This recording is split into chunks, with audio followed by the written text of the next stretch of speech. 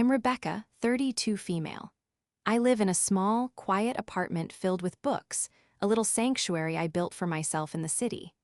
By day, I'm a librarian archivist, a job that suits my meticulous and patient nature, and by night, I'm usually curled up with a historical novel. My life was ordered, predictable, and calm until the death of my father, Arthur, shattered that peace and revealed a betrayal I never could have imagined.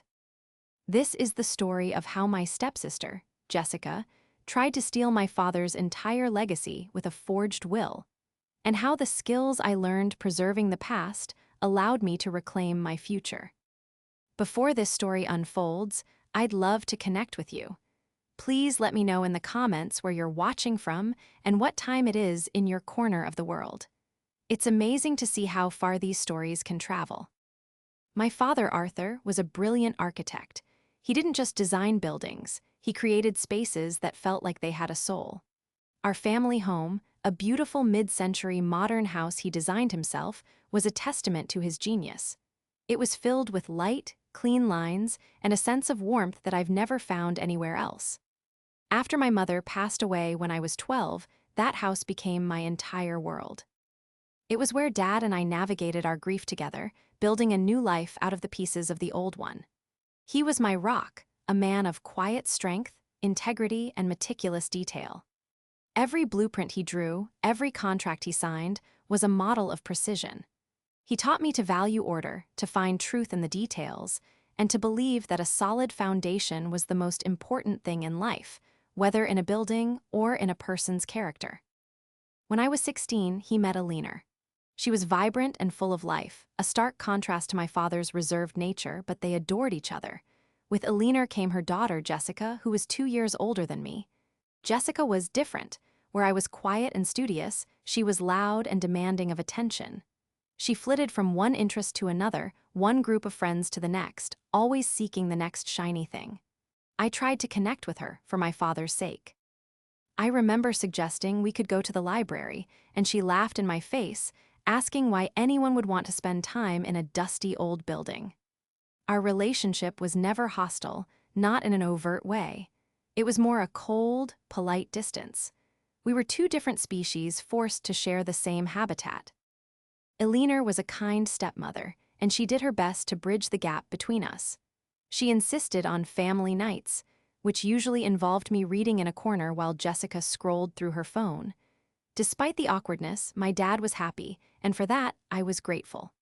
When Alina was diagnosed with a fast-acting cancer 5 years ago, our fragile family unit was shaken. Her decline was rapid, and it was a difficult time for all of us. Dad was devastated, and even Jessica, in her own way, seemed lost. We mourned together, and for a brief period, it felt like Jessica and I might finally connect as sisters. We managed the funeral arrangements, supported my father, and for a few weeks, the tension between us seemed to dissolve. But it didn't last. Once the immediate crisis was over, the old distance returned, thicker than before. Jessica moved into a flashy downtown condo and began a career selling luxury cars, a job that perfectly matched her personality, all gloss and high-pressure sales tactics. She visited Dad less and less, her calls becoming shorter and more transactional. Usually, they ended with a request for money. My dad, ever the generous soul, always gave it to her, hoping to maintain a connection. I, on the other hand, made a point to visit every weekend. We'd work in his garden, talk about his latest projects, or just sit in comfortable silence in his sun-drenched living room.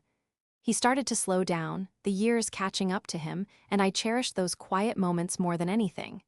He often talked about his legacy, about the importance of ensuring everything was in order. "A good plan, Becca," he'd say, tapping a set of blueprints, "prevents chaos later."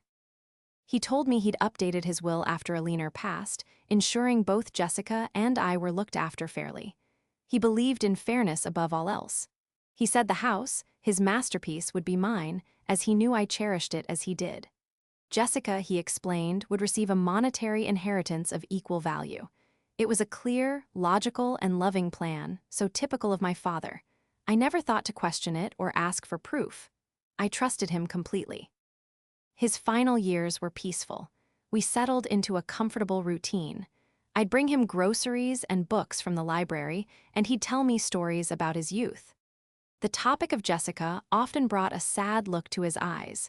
He'd send her money for a business investment or a new marketing course, and I knew, just as he did, that it was F. Or designer clothes or lavish vacations she'd post about online. I never said anything. It was his money, and if it gave him some semblance of a relationship with her, who was I to interfere? The fragile peace held. I had my father, and Jessica had her separate, glittering life. We coexisted, bound by the man we both, in our own ways, called Dad. The illusion was that this carefully balanced structure could last forever. But like any structure built on a weak foundation, it was destined to crumble. The call came on a Tuesday morning. It was a heart attack, massive and sudden. He was gone before the ambulance arrived. The world tilted on its axis, and the quiet, ordered life I had known was plunged into the very chaos my father had always tried to prevent. The days following my father's death were a blur of grief and administrative numbness. Friends and former colleagues called, offering condolences that sounded distant and hollow. The house, once a place of warmth and security, felt vast and empty. Every room held a memory, every object a ghost of his presence. His favorite armchair, the worn spot on the rug where he always stood to look out at the garden, the scent of sawdust that faintly lingered in his study, it was all too much. I moved through the motions of planning a funeral, feeling disconnected from my own body. Jessica arrived the day after he passed, sweeping into the house with a flurry of dramatic tears and a series of phone calls to rearrange her incredibly important schedule. Her grief felt performative, a grand show for an unseen audience. While I was sorting through Dad's paperwork, trying to find his life insurance policy, she was on the phone complaining about the quality of the local florists. We barely spoke. The polite distance we'd maintained for years hardened into a wall of shared loss and unspoken resentment. I resented her for her absence in Dad's final years, and I suspect she resented me for my constant presence. The funeral was a somber affair. Dad had touched many lives, and the service was filled with people sharing stories of his kindness, his integrity, and his talent. Jessica delivered a eulogy that sounded like it was cobbled together from generic greeting cards, speaking of a father I barely recognized. She painted a picture of a doting dad who funded her glamorous lifestyle without question, a man who saw her as his crowning achievement. I chose not to speak, unable to condense my deep, complex love for my father into a few neat paragraphs. My silence, I think, was more honest than her hollow words. A week later, we were summoned to the office of Mr. Peterson, my father's longtime estate lawyer. I had met him a few times over the years. He was a kind, professional man who shared my father's methodical nature. I went into the meeting with a heavy heart, but also with a sense of certainty. I knew what Dad had told me. The house would be mine, and Jessica would receive her fair share. It was what he wanted. It was just. I sat in the plush leather chair of the conference room, clutching a framed photo of my father and me from my college graduation. Jessica sat opposite me, tapping her perfectly manicured nails on the polished mahogany table. She looked impatient, checking her phone every few seconds. Mr. Peterson entered, his face grim. He offered his condolences again before sitting down and opening a thick file folder. Arthur was a wonderful man and a cherished client, he began, his voice soft. He was always exceptionally organized, which is why this situation is perplexing. My stomach tightened. Perplexing was not a word you want to hear from an estate lawyer. As you both know, he continued, Arthur had a will filed with my office, drafted and signed 5 years ago after Aliner's passing. He slid 2 copies across the table. However, a few days ago, Jessica contacted me. She informed me that she had discovered a more recent will, signed just 6 months ago. Jessica gave me a look that was a mixture of feigned sympathy and triumph. I found it in Dad's desk, she said, her voice smooth as silk. He must have forgotten to file it with you, Mr. Peterson. He was getting so forgetful towards the end. I stared at her, my mind reeling. Forgetful? My father was sharp as a tack until the very end. He could recall the precise load-bearing capacity of a steel beam he'd specified in 1988, but he would forget to file a new will with his lawyer of 30 years. It made no sense. Mr. Peterson cleared his throat, looking uncomfortable. Yes, well, under the law, we are obligated to execute the most recent, validly signed will. This new document, dated 6 months ago, appears to be legally sound. It is signed by your father, and the signatures have been witnessed by 2 individuals. He then began to read from the document. The legal language was dense, but the meaning was brutally clear. The new will named Jessica as the sole executor and the sole beneficiary of the entire estate. Everything, the house, the savings, the investments, his collection of architectural first editions, everything was to go to her. My name was mentioned only once in a single, cruel line.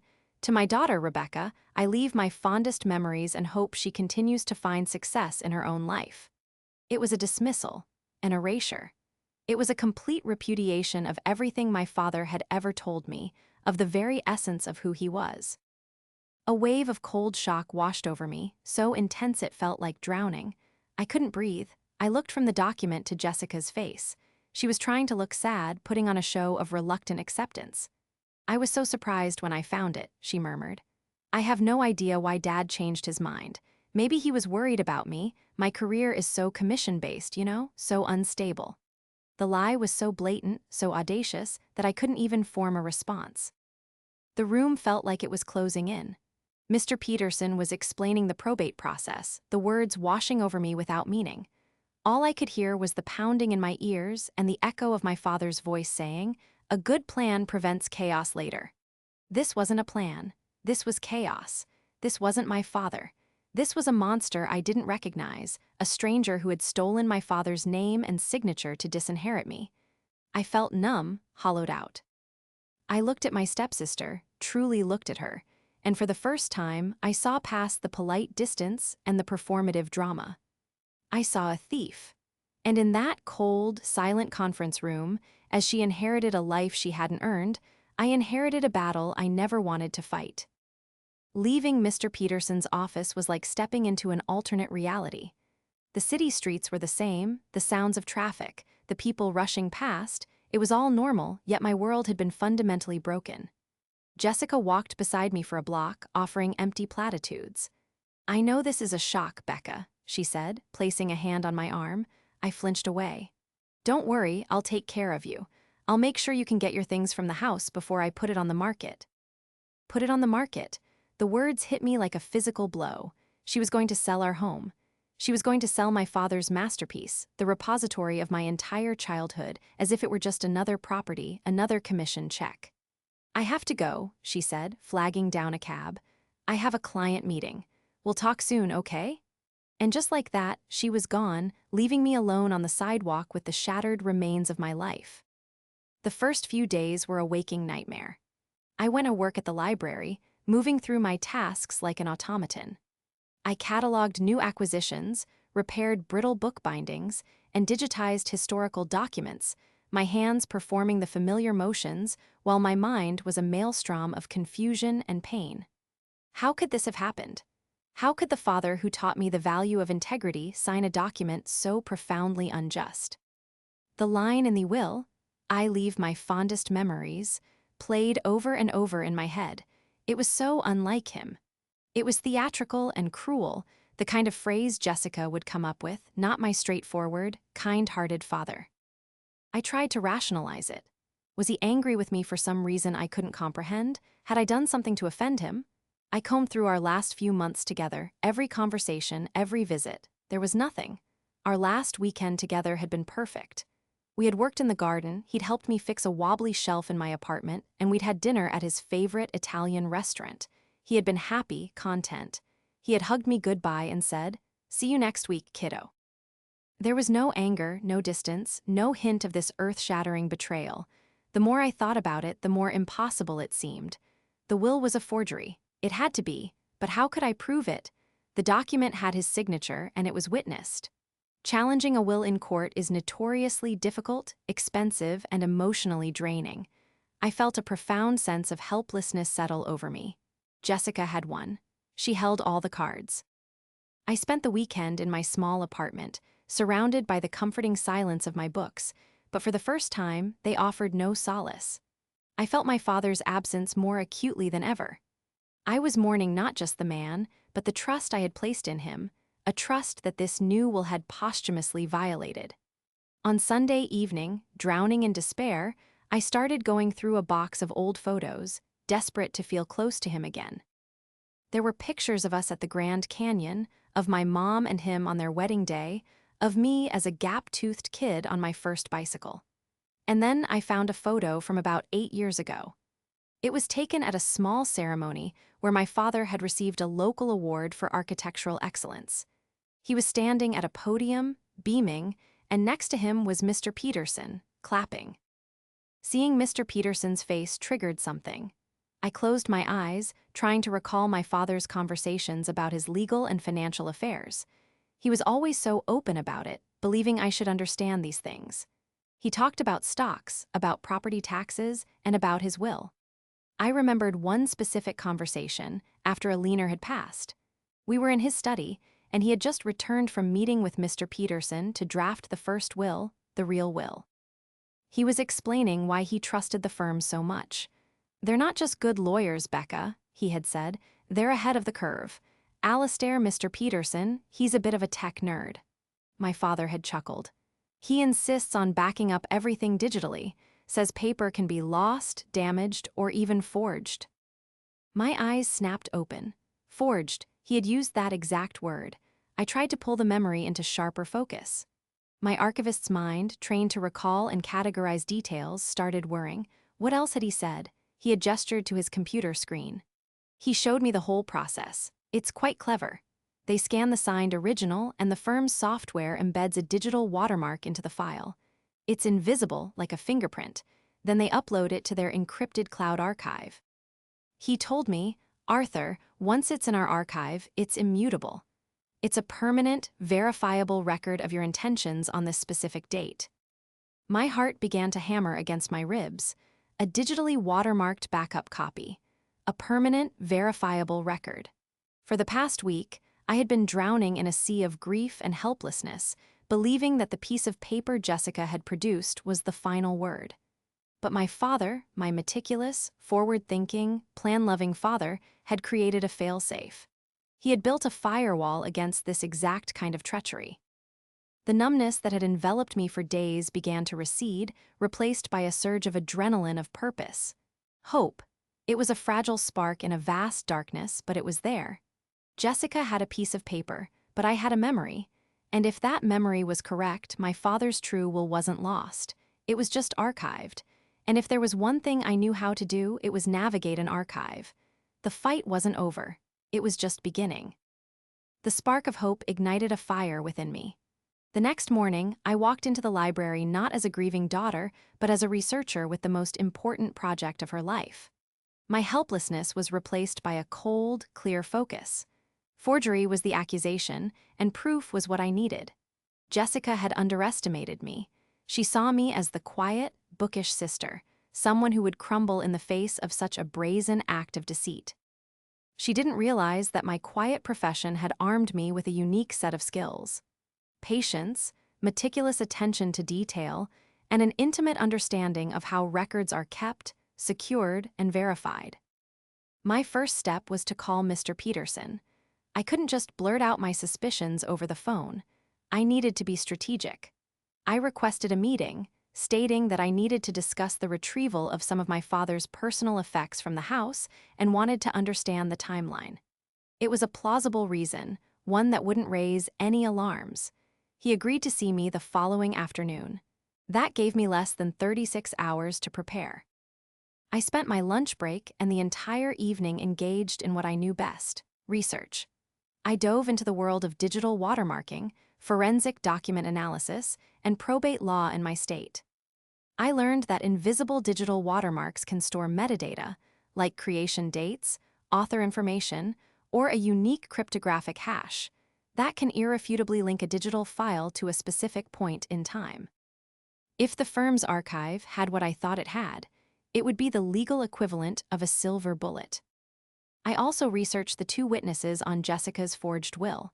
Their names were listed as Chadwick Doyle and Brenda Lee Swanson. The names sounded as fake as the document they'd signed. I ran them through every public records database I had access to through the library's professional subscriptions. Nothing. No credit history, no property records, no social media profiles that weren't obvious fakes created within the last few months. They were ghosts. This was another crucial piece of the puzzle. Valid witnesses have to be real, identifiable people. Armed with this preliminary research, I walked into Mr. Peterson's office the next day. I projected an air of calm composure, of a daughter trying to make sense of a confusing situation rather than making a wild accusation. We spoke for a few minutes about the logistics of the estate, and I let him lead the conversation. Finally, I paused, looking down at my hands. "Mr. Peterson," I began, my voice steady, "I've been trying to understand my father's decision. It was so abrupt. So unlike him, he was always so methodical."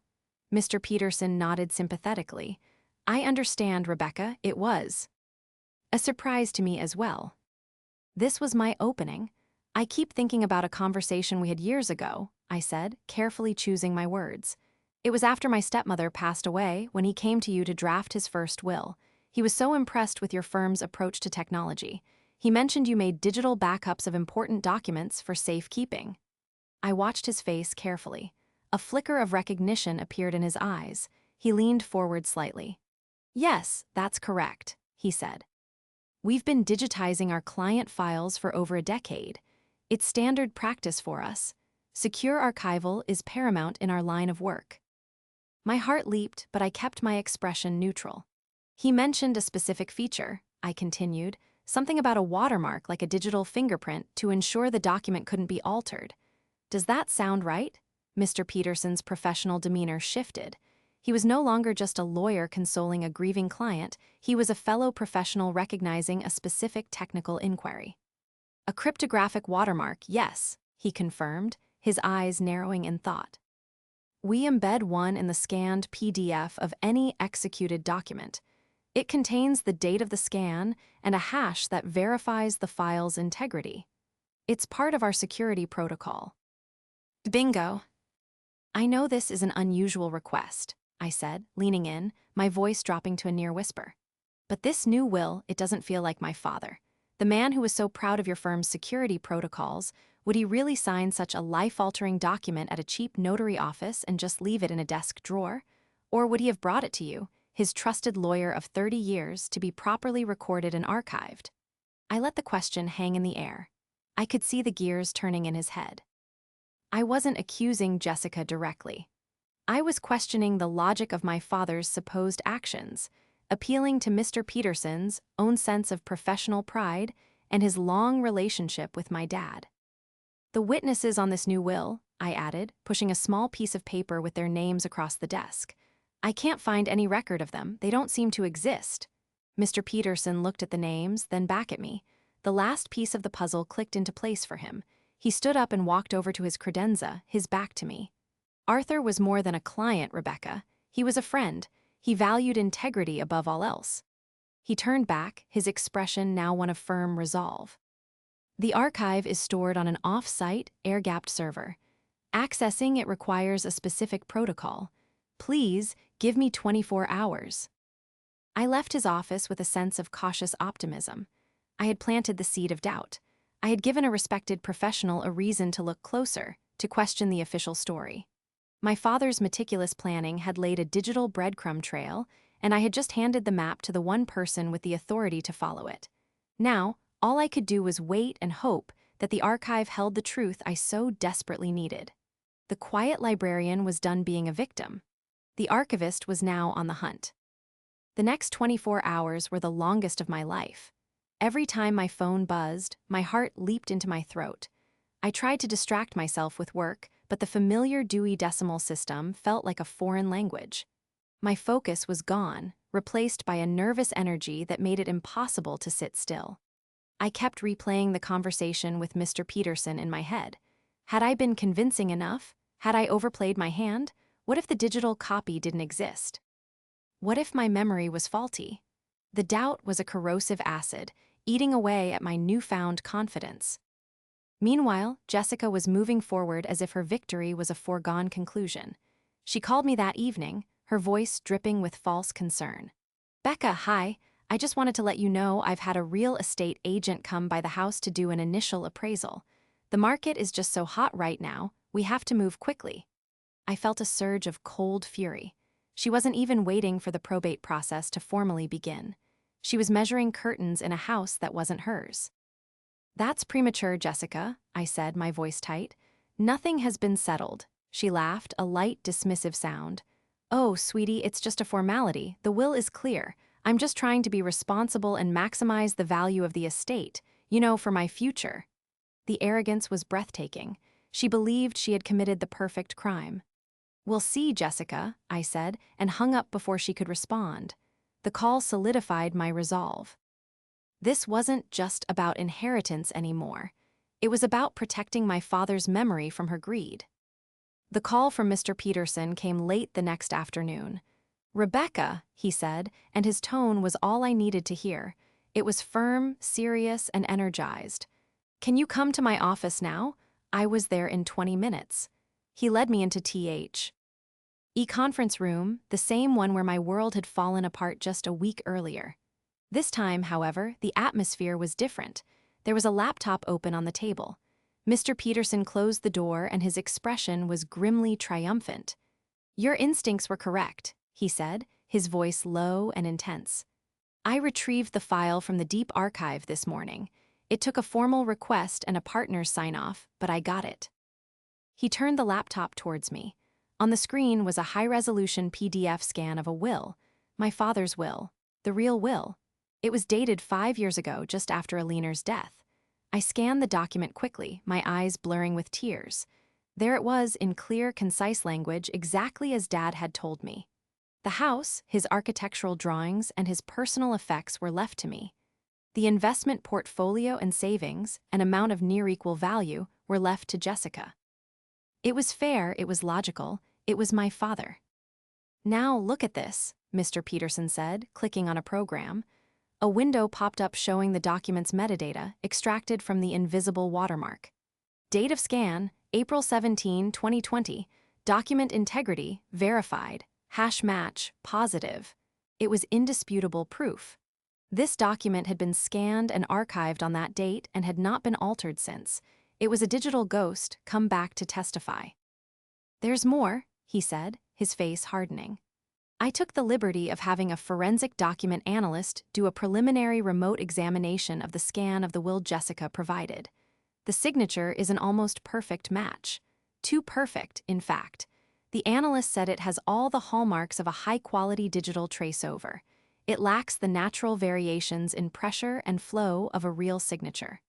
He paused, letting the weight of his words sink in. Furthermore, the paper itself shows signs of being artificially aged with a mild chemical solution, likely tea or coffee, to make it appear older than it is. And as for your ghost witnesses, the notary public whose stamp is on the document, her license was revoked 2 years ago for fraud. Jessica likely paid her cash for a backdated, illegal notarization. The scope of her deception was staggering. This wasn't a crime of opportunity, it was a premeditated, carefully planned heist. She had forged a signature, faked witnesses, and used a disgraced notary to create a fraudulent legal document. The rage I felt was so pure and cold it was almost calming. I had my proof. I had everything I needed. So, what happens now? I asked, my voice barely a whisper. Now, Mr. Peterson said, a grim smile touching his lips, we stop playing defense. I have already filed a petition with the probate court to challenge the validity of the second will, citing evidence of fraud and undue influence. I have also submitted our archived, watermarked copy as the true and valid last testament of Arthur. The court has scheduled an emergency hearing for next week. He closed the laptop. And I have taken the liberty of forwarding the analyst's report and the information about the fraudulent notary to the district attorney's office. Forgery of a will, Rebecca, is a felony. Jessica isn't just going to lose the house. She is facing serious criminal charges. The relief was so overwhelming I thought I might collapse. The truth was out. My father's name would be cleared. His true wishes would be honored. But this was no longer just about a will. Jessica had tried to erase me, to paint my father as a man he wasn't, and to steal a legacy. Now she would have to face the consequences of her actions, not just in a probate court, but in a criminal one. The stage was set.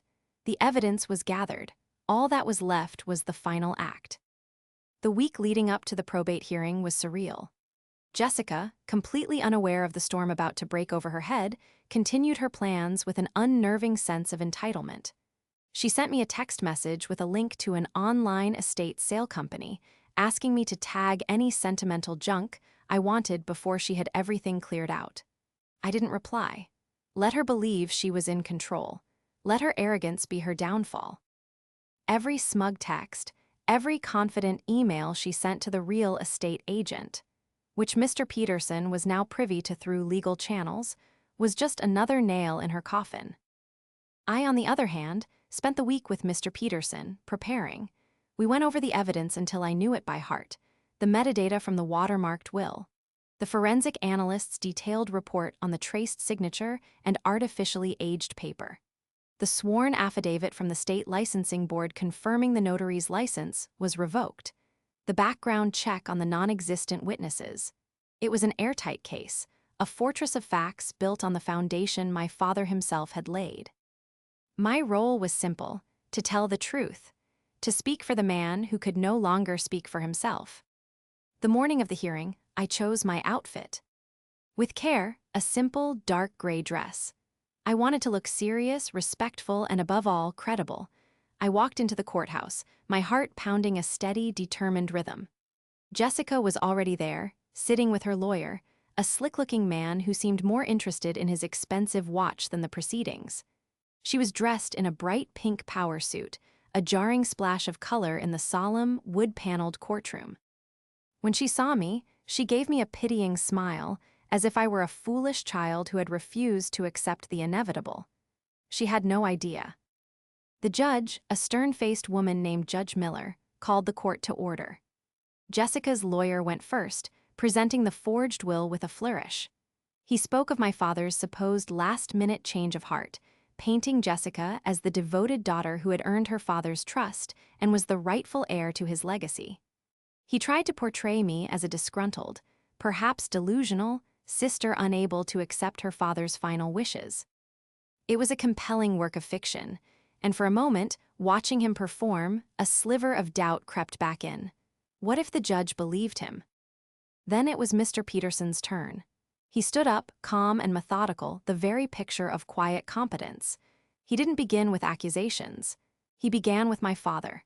He spoke of Arthur's character, his 30-year relationship with the firm, and his reputation for meticulous planning and unwavering integrity. He built a picture of the real man, not the caricature in Jessica's fraudulent document. Then, piece by piece, he dismantled their case. He presented the court with the certified copy of the watermarked will from his firm's archive. "Your Honor," he said, his voice ringing with authority, "we have here the true last will and testament of Arthur, digitally signed, sealed, and delivered into our secure archive 5 years ago." He explained the cryptographic watermark, submitting a detailed report from a tech expert. He then called the forensic document analyst to the stand, who explained in painstaking detail why the signature on Jessica's will was a forgery. He pointed out the identical pressure, the lack of natural flow, the telltale signs of a digital projection used for tracing. Jessica's face, which had been a mask of confidence, began to crumble. The color drained from her cheeks. Her lawyer was shuffling papers, looking flustered. He clearly hadn't been prepared for this level of evidence. The final, devastating blow was the evidence regarding the notary and the witnesses. Mr. Peterson submitted the proof of the notary's license being revoked for fraud. "The very foundation of this document's legitimacy," he declared, "rests on the stamp of a known criminal." When he presented the evidence that the witnesses, Chadwick Doyle and Brenda Lee Swanson, had no legal existence, a ripple of shock went through the courtroom. Jessica was visibly shaking now, her eyes wide with panic. She kept looking at her lawyer, who refused to meet her gaze. Judge Miller looked over her glasses, her eyes fixed on Jessica. "Ms. Vance," she said, her voice dangerously quiet, "this court is presented with 2 wills, One is backed by cryptographic verification, expert testimony, and the full faith of a reputable law firm. The other is signed by a forgery, witnessed by ghosts, and notarized by a fraud. Do you have anything to say in your defense? Jessica opened her mouth, but no sound came out. She looked trapped, exposed. Her entire fabricated world had collapsed around her in the space of 30 minutes. Her lawyer stood up. Your Honor, we may need a recess to confer with our client. Judge Miller's gavel came down with a sharp crack that echoed in the silent room. Recess denied, she snapped. I have seen enough. The court rules to invalidate the will presented by the petitioner, Jessica Vance. The court accepts the archived will presented by Mr. Peterson as the true and final testament of Arthur. Furthermore, based on the overwhelming evidence of forgery, fraud, and perjury presented here today, I am referring this entire matter to the district attorney's office for immediate criminal investigation. She looked directly at Jessica, her expression pure ice. I would advise you not to leave the state, Ms. Vance. It's over. Justice hadn't just been served, it had been delivered with the force of an avalanche. As we filed out of the courtroom, I saw two plainclothes detectives quietly approach Jessica and her lawyer. I didn't stay to watch. I didn't feel triumph, not in the way I expected. I felt a profound, aching sadness for the waste of it all, for the ugliness that had tarnished my father's memory. But beneath the sadness, there was a deep, quiet sense of peace. The truth had won. My father's legacy was safe. The aftermath of the court hearing was swift and decisive. The probate court officially instated my father's true will, and I was named the executor of his estate. Illegal proceedings were a formality. With the fraudulent will invalidated, the path was clear. But the real drama unfolded on the criminal side. Faced with an ironclad case against her, Jessica took a plea deal. She pleaded guilty to felony forgery and attempting to pass a fraudulent document. The judge, citing the calculated and malicious nature of her crime, sentenced her to 18 months in state prison. There was no grand, dramatic confrontation between us. I saw her one last time at her sentencing, a diminished figure in a drab jumpsuit, her flashy confidence gone, replaced by a hollow-eyed fear. We made eye contact for a brief second, and I saw no remorse in her eyes, only the bitter resentment of someone who had been caught. Taking possession of my father's house was an emotional homecoming. It felt different, tainted by Jessica's attempted theft, but as I walked through the rooms, I could feel the good memories pushing out the bad. The first thing I did was go into my father's study. The desk where Jessica had found the fake will was just a piece of furniture. The power it held was an illusion she had created. I spent weeks sorting through my father's belongings, not as an executor, but as a daughter. I found old letters from my mother, blueprints for buildings that were never constructed, and a box of photos from my childhood. Each object was a piece of him, a part of our shared history. I wasn't just inheriting a house, I was reclaiming my past. Settling the estate took months. As executor, I was responsible for carrying out my father's wishes, which included transferring the investment portfolio to Jessica. According to the law, even with her conviction, she was still the named beneficiary in the valid will. A part of me bristled at the thought of her receiving a single penny, but my father's will was about fairness, not punishment. He had wanted her to be provided for, and I would honor that. I set up a trust, managed by the bank, that would dispense her inheritance in small, controlled monthly payments upon her release. It was the best way I could fulfill my father's wishes while ensuring she couldn't squander it all on another get-rich-quick scheme. It was a fair and logical solution. My father would have approved. Life slowly found its new normal. The quiet of the house, which had once felt so empty, now felt peaceful. I found solace in the garden, tending to the roses my father had planted. I hosted small gatherings for his old friends and colleagues, filling the house with laughter and stories. I was preserving his memory in a living, breathing way. My job at the library took on a new meaning. I was a guardian of stories, a preserver of truth, both professionally and personally. I even started a small pro bono project, helping elderly people in my community digitize and securely archive their important documents, teaching them how to create their own digital fail-safes. It was my way of honoring my father's foresight.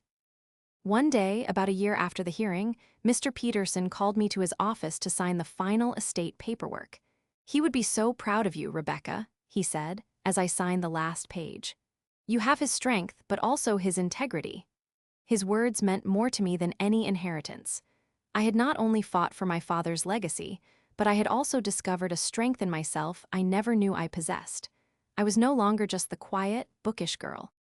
I was a woman who had faced down a devastating betrayal and emerged stronger, more resilient, and more connected to the values my father had instilled in me. I still live in the house he built. It's filled with light, clean lines, and a sense of warmth that feels like a permanent embrace. The chaos has receded, and the good plan my father made has finally been realized. My future is my own, built on a foundation of truth and justice, a legacy not of wealth, but of character. And that is an inheritance that no one can ever steal.